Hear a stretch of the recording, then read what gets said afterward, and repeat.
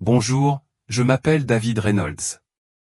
Je suis un agriculteur ordinaire de l'Iowa, quelqu'un qui a passé la majeure partie de sa vie à travailler la terre et à prendre soin de ses animaux. Ce que je vais partager peut sembler incroyable, voire impossible, mais je vous assure que c'est la vérité telle que je l'ai vécue.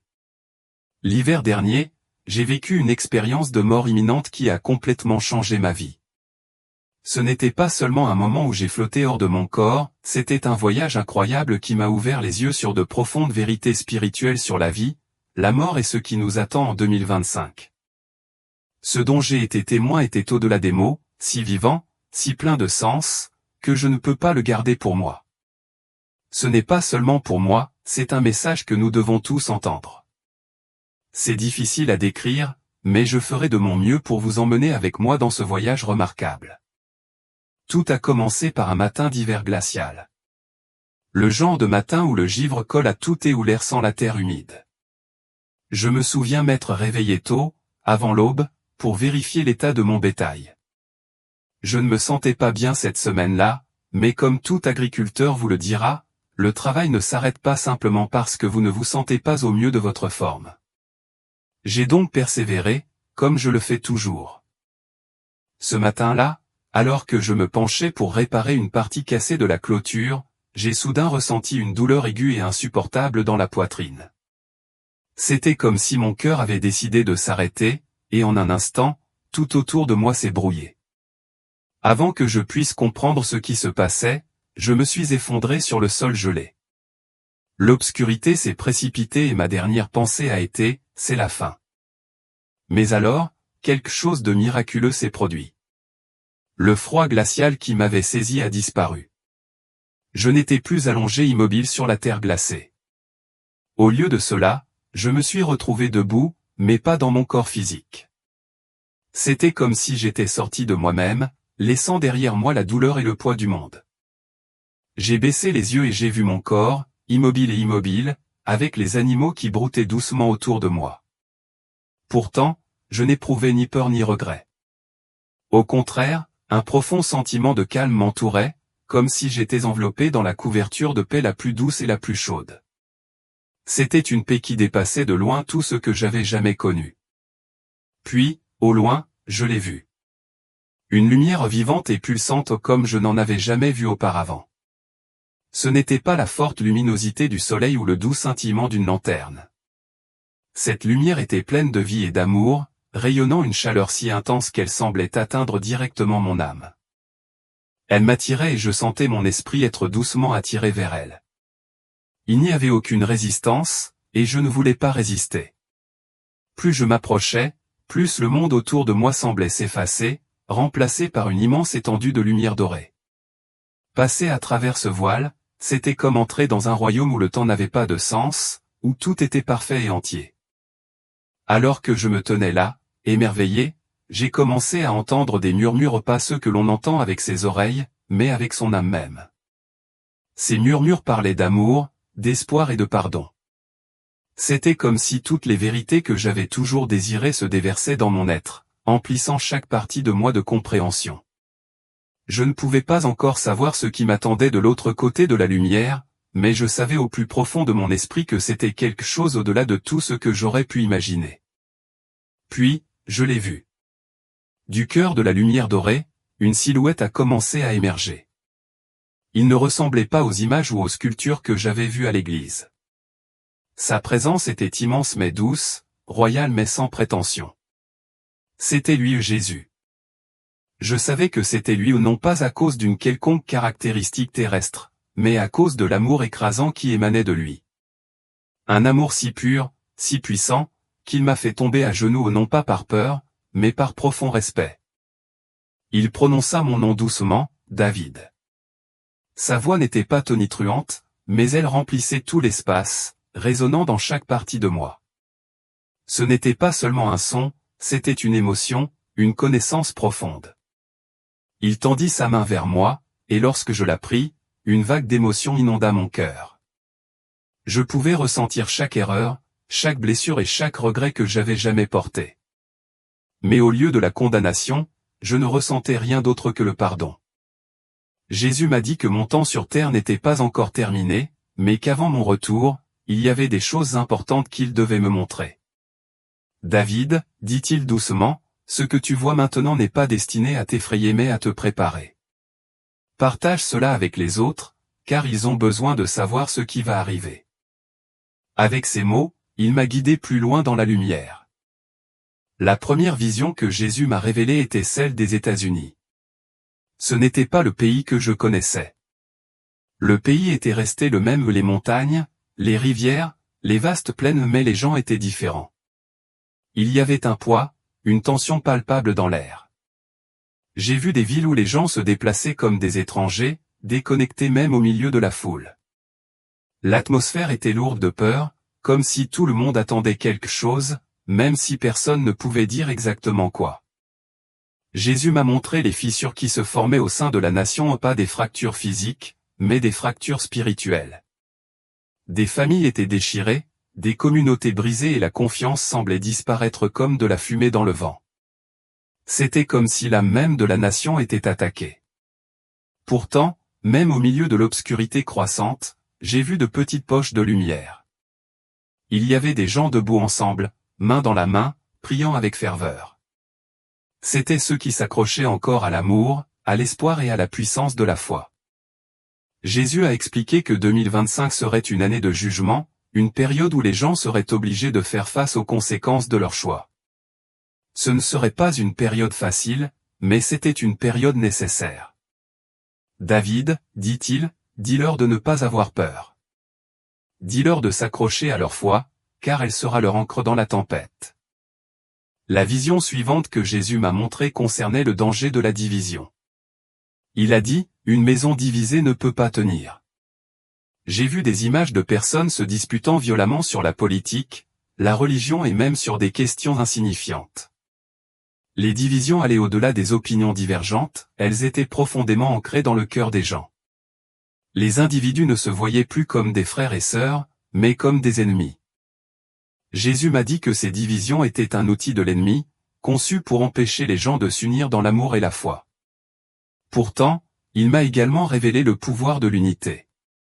Dans une vision, j'ai vu une petite ville où des gens de tous horizons se sont réunis au milieu d'une catastrophe. Leurs différences n'avaient pas d'importance, tout ce qui les intéressait était de s'entraider. Cette unité a créé une lumière si puissante, si rayonnante, qu'elle a repoussé l'obscurité environnante. David, dit-il, dis-leur de choisir l'amour plutôt que la haine, l'unité plutôt que la division.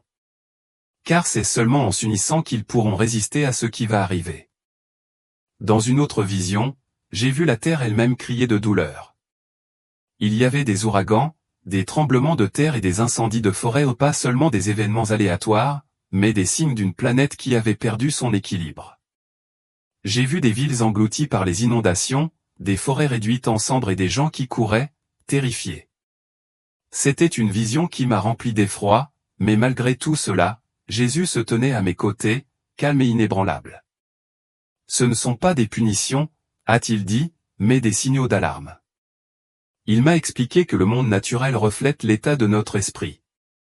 Lorsque nous sommes en déséquilibre, la terre l'est aussi. Il m'a aussi montré que la guérison était encore possible. Sur une image, j'ai vu des gens planter des arbres, nettoyer des rivières et prendre soin de la terre. Leurs efforts collectifs ont ramené la vie dans des endroits arides et dévastés. David, a-t-il dit, dis-leur de prendre soin de la terre comme je prends soin d'eux, car la terre est un don, et sa guérison est liée à la leur. La vision suivante que Jésus m'a révélée concernait l'économie, mais elle ne se concentrait pas uniquement sur l'argent, elle concernait les valeurs plus profondes qui nous animent. J'ai vu des gratte-ciels urbains imposants et des salles de marché animées, remplies d'énergie et de bruit. Puis, des fissures ont commencé à se former ou de vraies fissures dans les bâtiments eux-mêmes, symbolisant quelque chose de bien plus profond. Les gens ont paniqué en voyant leurs richesses disparaître, et les systèmes financiers dans lesquels ils avaient placé leur confiance ont commencé à s'effondrer. Ce n'était pas un effondrement soudain, c'était graduel, comme un barrage qui se brise lentement, morceau par morceau. Les familles ont lutté pour s'en sortir et les entreprises ont fermé leurs portes. Mais au milieu de tout ce chaos, Jésus m'a montré quelque chose d'incroyable, une renaissance. De nouveaux systèmes ont commencé à émerger, des systèmes fondés non pas sur la cupidité, mais sur l'équité, la compassion et la coopération. J'ai vu des gens échanger des biens par le biais du troc, des communautés mettre en commun des ressources et des individus s'entraider sans rien attendre en retour. Jésus a dit, les anciennes méthodes s'effondreront parce qu'elles sont construites sur du sable. Ce qui s'élèvera ensuite devra être construit sur le roc, sur la vérité, l'amour et l'équité. Il a expliqué que les défis économiques de 2025 forceraient l'humanité à affronter ses valeurs et ses priorités. Vont-ils s'accrocher au passé ou embrasser un avenir ancré dans la bonté et le respect mutuel? Dis-leur, David, que l'abondance ne vient pas de la thésaurisation, mais du partage. Alors que nous avancions plus loin dans la lumière, Jésus m'a montré une autre vision. Celle-ci était celle de personnes rayonnantes, non pas physiquement, mais spirituellement. Il s'agissait des individus choisis qui s'étaient éveillés à un but plus élevé. Ils n'étaient pas nécessairement riches ou célèbres, c'étaient des gens ordinaires avec une foi extraordinaire.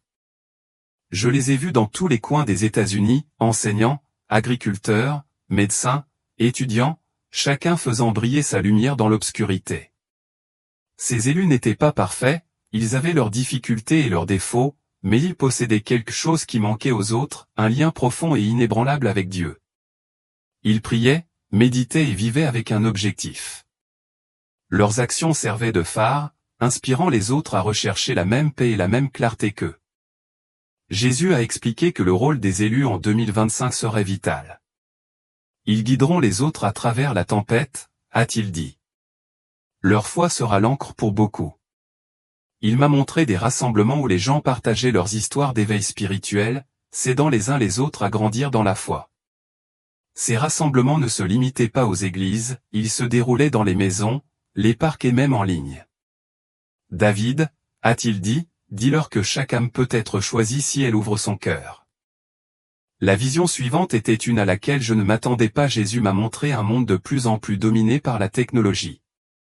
Il y avait des machines capables de penser, des robots qui accomplissaient des tâches autrefois effectuées par des humains et des écrans partout. Au début, cela semblait être une merveille du progrès humain. Les gens étaient plus connectés que jamais et les tâches devenaient plus rapides et plus faciles. Mais ensuite, Jésus a révélé le côté sombre de ce monde technologique. J'ai vu des gens devenir esclaves de leurs appareils, perdre le contact avec le monde réel et les uns avec les autres. Il y avait des débats intenses sur l'éthique, les machines devraient-elles remplacer les humains dans certains rôles, et l'intelligence artificielle devrait-elle avoir le pouvoir de prendre des décisions de vie ou de mort? Il est devenu clair pour moi que la technologie en elle-même n'était pas le problème, mais la façon dont nous choisissons de l'utiliser. David, a dit Jésus, la technologie est un don, mais elle peut aussi être un piège.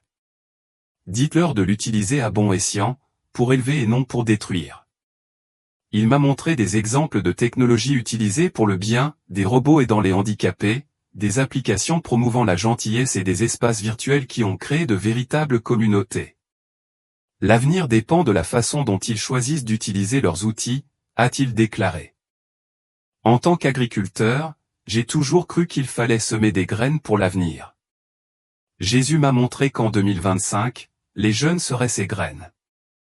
Il m'a fait découvrir des salles de classe et des terrains de jeu où les enfants et les jeunes adultes étaient remplis d'énergie, de créativité et de détermination.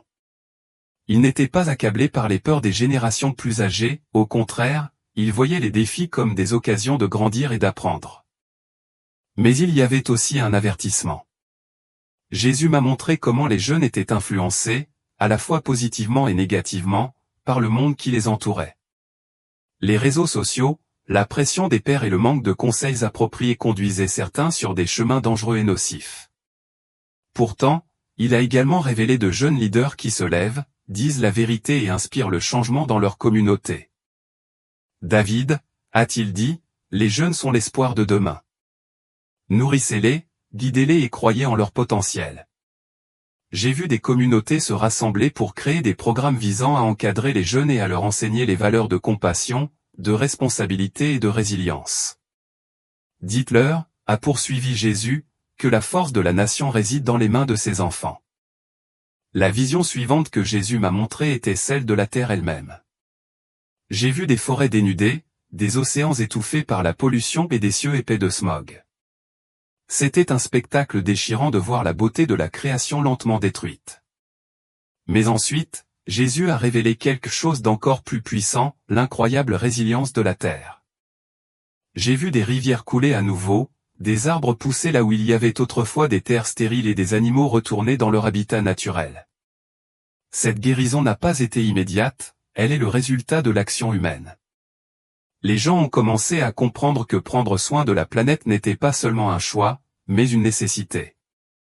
Les agriculteurs ont adopté des pratiques durables, les villes ont adopté des technologies vertes et les individus ont apporté des changements modestes mais significatifs qui, une fois combinés, ont produit des résultats monumentaux. Jésus a dit, David, la terre est mon don pour eux, mais ils doivent la chérir. Dis-leur que la guérison de la planète commence par la guérison de leur cœur. Il m'a montré comment les actes de bonté ont planté des arbres, nettoyer les plages ou réduire les déchets ont créé des ondes qui ont atteint bien au-delà du monde physique. Alors que je m'émerveillais de cette vision, Jésus a ajouté, David, dis-leur que lorsqu'ils guérissent la terre, ils se guérissent eux-mêmes. C'était un puissant rappel que notre lien avec la terre est le reflet de notre lien avec Dieu et les uns avec les autres. Alors que je continuais à marcher avec Jésus, il m'a montré une vision troublante. J'ai vu des gens debout sur des estrades, prêchant à de grandes foules. Leur voix était confiante et persuasive. À première vue, ils semblaient être des chefs spirituels, guidant les autres vers la lumière. Mais Jésus a posé sa main sur mon épaule et m'a dit, « Regarde de plus près, David. » Quand j'ai regardé à nouveau, la scène a changé. Ces chefs ne répandaient pas la vérité, ils semaient la confusion. Leurs paroles étaient pleines de demi-vérités et de manipulations, conçues non pas pour inspirer mais pour contrôler. Les foules, désespérées d'espoir, suivaient aveuglément, sans se rendre compte qu'elles étaient égarées. Jésus a dit, de faux prophètes s'élèveront, David. Ils porteront le masque de la foi mais travailleront contre elle. Il m'a montré comment ces faux prophètes exploiteraient les peurs des gens, en utilisant les défis de 2025 pour renforcer leur influence. Pourtant, il y aurait des moyens de discerner leurs véritables intentions. Jésus m'a expliqué que ce ne sont pas leurs paroles, mais leurs actions, qui révèlent leur cœur. Il m'a exhorté à rechercher l'humilité, la compassion et la vérité. Ceux qui servent mon nom servent les autres, et non eux-mêmes.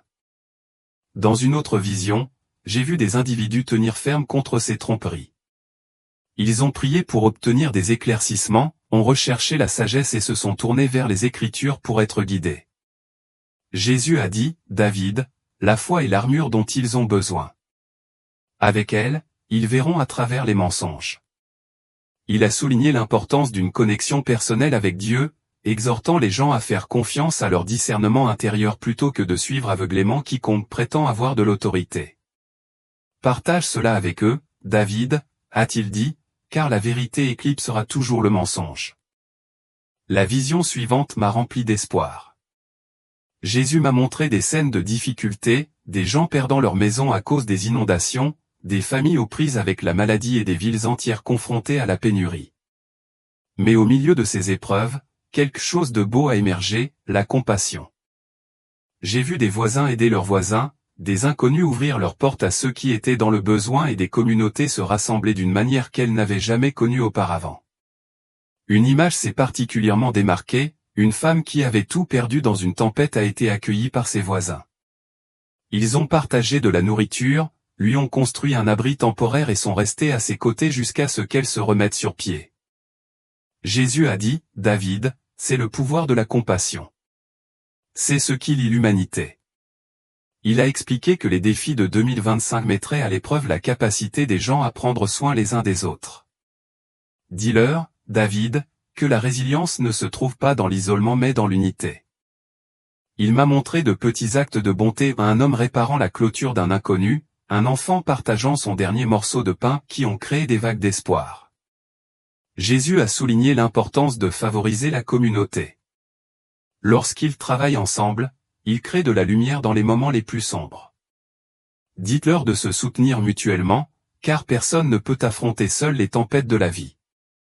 Il a également mis en garde contre les dangers de l'égoïsme, soulignant « Ceux qui se tournent vers l'intérieur, amassant tout pour eux-mêmes, ne découvriront que le vide à la fin.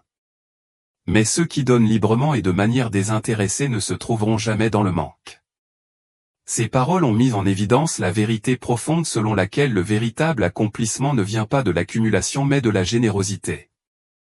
Dans la vision suivante, Jésus a révélé une pièce baignée d'une lumière rayonnante.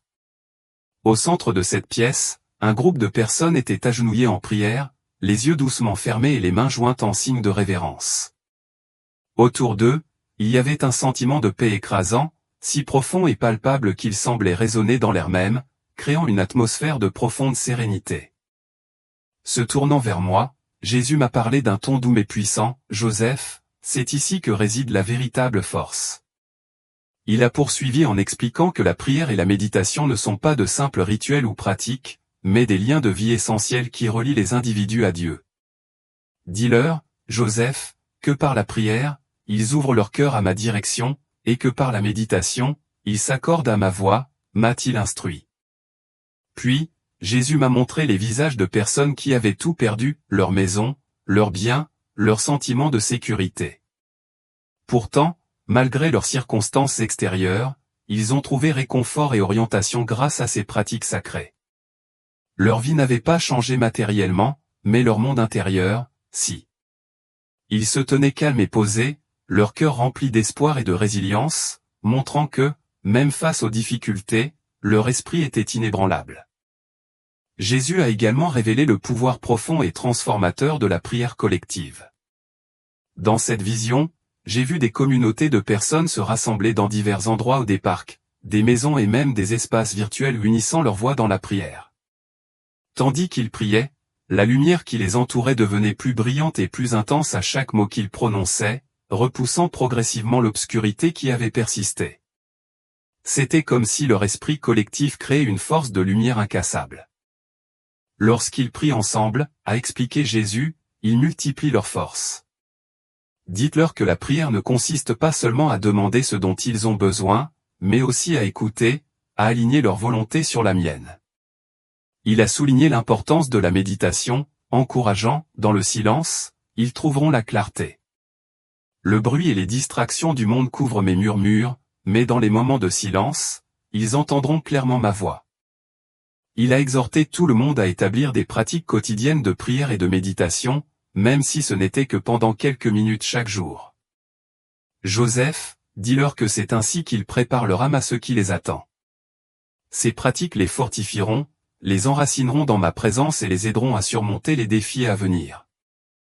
La vision suivante était subtile, mais elle avait un poids profond. J'ai vu des gens vaquer à leurs occupations quotidiennes, mais tout autour d'eux se trouvaient des signes et des synchronicités, des messages subtils porteurs d'une signification profonde. Une femme en deuil de la perte de son mari a trouvé une plume blanche posée sur le rebord de sa fenêtre, tout comme elle avait prié pour un signe qu'il était en paix. Un homme aux prises avec le doute a vu un arc-en-ciel apparaître pendant une tempête, lui rappelant les promesses inébranlables de Dieu. Ces petits moments, pourtant significatifs, étaient des assurances divines, un témoignage que la présence de Dieu était toujours proche, même au milieu des difficultés. Jésus m'a parlé avec une profonde compassion, expliquant, « Joseph, je leur parle toujours, mais beaucoup n'écoutent pas. Ces signes sont ma façon d'atteindre leur cœur. » Il m'a montré comment des nombres, comme 111, 444 et 777, apparaissaient à plusieurs reprises, ainsi que des objets du quotidien comme des pièces de monnaie et des oiseaux, qui agissaient comme des messagers de sa présence. Ces petits événements apparemment fortuits étaient sa façon de communiquer, une invitation à prêter une plus grande attention au monde spirituel qui les entourait. « Dis-leur de faire attention, Joseph, a dit Jésus avec urgence. Ces signes ne sont pas de simples coïncidences. Ce sont des conversations, des messages que j'envoie pour les guider. » Il a continué à révéler qu'en 2025, les synchronicités augmenteraient à mesure que davantage de personnes chercheraient une connexion spirituelle plus profonde. Le voile entre les mondes est mince, Joseph, a-t-il expliqué. Ils doivent faire confiance à leur intuition, car c'est à travers leur cœur que je parle. Jésus a encouragé chacun à tenir un journal, à noter les signes qu'ils rencontraient et à réfléchir à leur signification. Lorsqu'ils reconnaissent mes signes, a-t-il dit, ils renforcent leur foi et s'ouvrent à une compréhension plus profonde. Grâce à ces pratiques, ils deviendront plus en phase avec la direction divine qui était toujours présente dans leur vie. Dans la dernière vision de cette série, Jésus m'a montré un homme qui était accablé par la culpabilité. Il portait un lourd sac sur son dos, rempli de pierres qui symbolisaient toutes les erreurs, tous les regrets et tous les torts qu'il avait commis. Ses épaules s'affaissaient sous le poids, et ses pas étaient lents et pesants. Jésus s'est approché de lui doucement, posant sa main sur le sac. Instantanément, il a disparu, et l'homme s'est redressé, son visage transformé par le soulagement et la paix. Jésus a parlé doucement mais avec une grande conviction, « Joseph, le pardon est le plus grand cadeau qu'ils puissent se faire à eux-mêmes et aux autres. Dis-leur de se libérer du passé, car il les retient et les empêche d'avancer. » Il m'a montré des scènes de réconciliation, des parents qui embrassent leurs enfants séparés, des amis qui présentent des excuses tant attendues après des années de silence et des individus qui se pardonnent pour leurs erreurs passées. Pardonner, ce n'est pas oublier, m'a expliqué Jésus. C'est se libérer. Ce n'est pas une faiblesse, mais une force. Grâce au pardon, il se libère. Jésus a continué à révéler que le pardon a le pouvoir de guérir non seulement les relations mais aussi l'âme elle-même. Quand ils pardonnent, ils ouvrent leur cœur à l'amour et à la paix. Il m'a exhorté à partager ce message profond, en disant, « Joseph, dis-leur que le pardon est la clé de la liberté. Ils ne peuvent pas changer le passé, mais grâce au pardon, ils peuvent transformer leur avenir. » En regardant la vision se dérouler, j'ai ressenti un immense soulagement, comme si mes propres fardeaux s'étaient allégés. À ce moment-là, j'ai compris profondément que le pardon n'est pas seulement un cadeau que nous pouvons offrir aux autres, mais que nous pouvons aussi nous faire à nous-mêmes. C'est un acte de guérison qui nous libère du poids du passé. Jésus m'a alors montré une vision des États-Unis, non pas comme la nation divisée et en difficulté dont j'avais été témoin auparavant, mais comme un exemple éclatant de ce que l'humanité peut accomplir lorsqu'elle est unie dans un but et un esprit. Joseph, a-t-il dit avec une conviction calme mais puissante, ce pays a été construit sur des principes de liberté, d'espoir et de foi. Il a le potentiel d'être une lumière pour le monde, un phare qui peut guider les autres vers la paix et la justice. Dans cette vision, j'ai vu des Américains se rassembler, non pas poussés par la division, mais unis par leurs valeurs communes de liberté, de compassion et de communauté. Des gens de tous les horizons, sans distinction de race, de religion ou d'origine, ont travaillé côte à côte pour reconstruire ce qui avait été perdu, que ce soit leur communauté, leur confiance mutuelle ou leurs rêves communs pour l'avenir. Les chefs religieux, au-delà des frontières confessionnelles, se sont donné la main dans la prière, offrant des conseils ancrés dans l'humilité et l'amour. Cette unité aux États-Unis a déclenché un effet d'entraînement, inspirant d'autres nations à suivre son exemple. La force collective des nations, fondée sur l'amour et des valeurs communes, a commencé à guérir le monde d'une manière qui semblait auparavant impossible. Cependant, Jésus a également lancé un avertissement sur les défis à venir. Joseph, les États-Unis se trouvent à la croisée des chemins, a-t-il déclaré. Ils peuvent choisir une voie de compassion, de foi et d'unité, ou ils peuvent vaciller dans la peur et la cupidité. Il a expliqué que l'avenir du pays serait façonné non seulement par ses dirigeants politiques, mais aussi par son orientation spirituelle. Les dirigeants de cette nation, à la fois spirituelle et politique, joueront un rôle essentiel dans la détermination de son chemin, a poursuivi Jésus. Dites-leur de choisir des dirigeants qui reflètent mes enseignements, des dirigeants qui placent le bien-être du peuple avant leurs propres ambitions. Mais Jésus ne s'est pas arrêté aux seuls dirigeants. Il s'est adressé directement au peuple, soulignant leur rôle crucial dans la construction de l'avenir de la nation. La force d'une nation, a-t-il dit, ne réside pas seulement dans ses dirigeants, mais dans son peuple. Dites-leur de prier pour leur pays, d'agir avec intégrité et de s'entraider dans les moments difficiles. Il m'a montré que, si le leadership était important, c'était l'esprit collectif et la responsabilité du peuple qui détermineraient en fin de compte le destin du pays. La vision s'est terminée par un message puissant, les États-Unis peuvent encore accomplir leur destinée en tant que phare mondial d'espoir, un lieu où la liberté, la foi et l'amour créent un changement durable. Mais cela ne se produirait que si son peuple adoptait l'unité, la gentillesse et un profond engagement envers les valeurs d'amour et de foi. Dans cet engagement commun, il pourrait devenir la lumière dont le monde avait si désespérément besoin. Dans cette vision, on m'a montré une tempête, une force écrasante et implacable qui déchirait tout sur son passage. Les gens étaient saisis par la peur, se bousculaient pour trouver un abri, s'accrochant fermement à leurs proches au milieu du chaos. Pourtant, au milieu du tumulte, d'autres sont restés fermes. Ils n'ont pas été épargnés par la fureur de la tempête, mais ils ont refusé de se laisser submerger. Ces personnes se sont tenues la main, ont prié et ont affronté les vents ensemble, unis dans leur foi. Jésus m'a parlé, sa voix calme mais résolue. Joseph, la peur est la plus grande arme de l'ennemi, mais la foi est le bouclier le plus solide. Dis-leur de ne pas craindre les changements à venir en 2025, car ces changements sont nécessaires à la croissance. Il m'a expliqué que si la peur a le pouvoir de paralyser, la foi a le pouvoir de donner du pouvoir. Lorsqu'ils auront confiance en moi, a-t-il poursuivi, ils trouveront la force de supporter et le courage d'agir. J'ai été témoin d'exemples frappants de la foi qui a vaincu la peur, des familles qui ont travaillé ensemble pour reconstruire après des catastrophes dévastatrices, des communautés qui se sont rassemblées pour partager des ressources et des individus qui ont trouvé réconfort et paix dans la prière. Jésus m'a rappelé que les épreuves de la vie ne sont pas destinées à nous briser, mais à nous affiner et à nous transformer.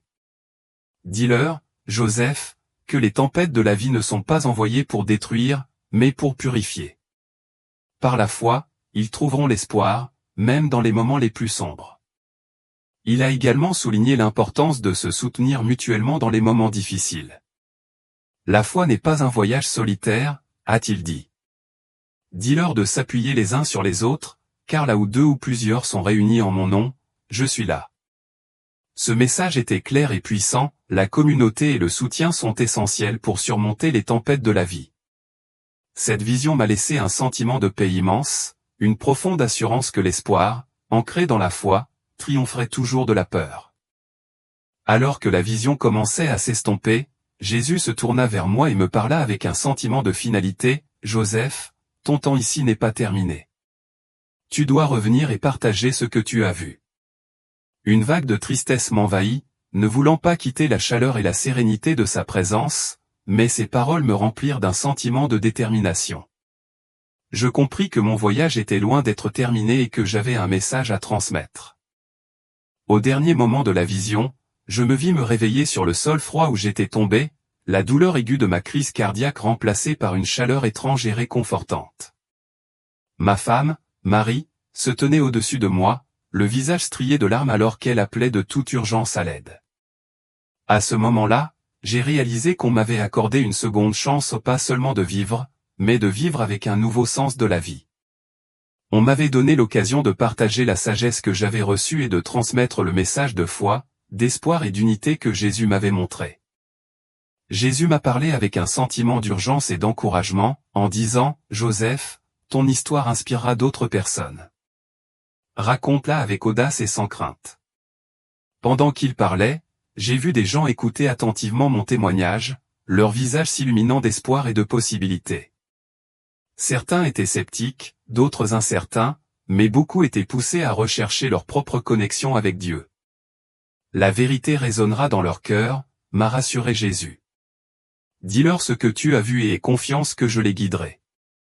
Alors que je commençais à retourner dans mon corps, j'ai été submergé par un profond sentiment de gratitude, non seulement pour ma propre vie, mais aussi pour l'opportunité de transmettre ce message. Je savais que le chemin à parcourir ne serait pas facile, mais je savais aussi que c'était ma vocation, mon but. J'étais censé partager ce dont j'avais été témoin, être un messager de la foi, de l'espoir et de la transformation. La vision finale que Jésus m'a donnée était celle de la préparation, une vision de ce que l'avenir pourrait réserver si les gens s'unissaient dans la foi et l'action. J'ai vu des gens de tous les horizons, agriculteurs, enseignants, ouvriers et dirigeants se réunir pour discuter de la manière dont ils pourraient faire face aux défis de 2025. Mais ce n'était pas seulement des paroles. Ils travaillaient activement ensemble, plantaient des jardins, construisaient des abris et priaient à l'unisson. C'était une belle et puissante image d'unité, de détermination et d'espoir face à l'adversité. Jésus m'a parlé d'une voix calme et rassurante, en disant, « Joseph, dis-leur de se préparer, non par peur, mais par foi. » La préparation est un acte de confiance, une façon de dire que nous croyons en un avenir meilleur.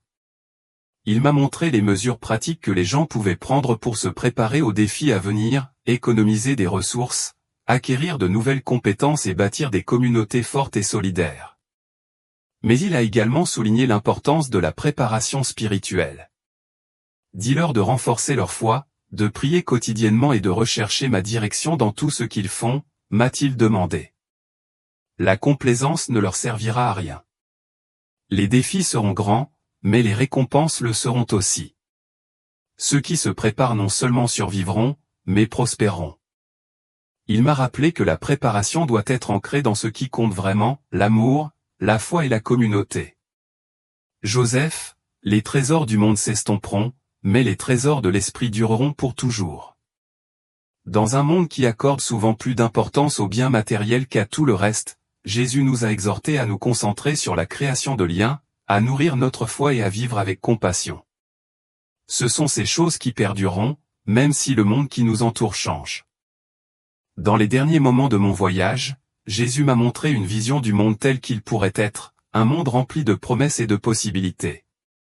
Ce n'était pas parfait, mais c'était beau. Les gens étaient plus gentils, plus connectés et plus en phase avec le divin. Les familles travaillaient ensemble pour reconstruire leur maison et leur vie. Les enfants riaient librement, sans être accablés par la peur ou l'inquiétude. Les communautés s'épanouissaient, liées par un soutien et un amour mutuel. La terre, autrefois marquée par la négligence et les abus, était en train de guérir. Les rivières coulaient limpides, les forêts étaient luxuriantes et le monde semblait revenir à un état d'équilibre et d'harmonie. C'était une vision d'espoir, un aperçu de ce qui pourrait arriver si l'humanité adoptait la foi, l'unité et un profond engagement envers la croissance spirituelle. Jésus m'a montré que l'avenir n'est pas gravé dans la pierre, il est façonné par nos actions, nos choix et notre volonté de faire confiance au bien commun. Avec l'amour, la foi et la communauté, nous pouvons construire un avenir meilleur.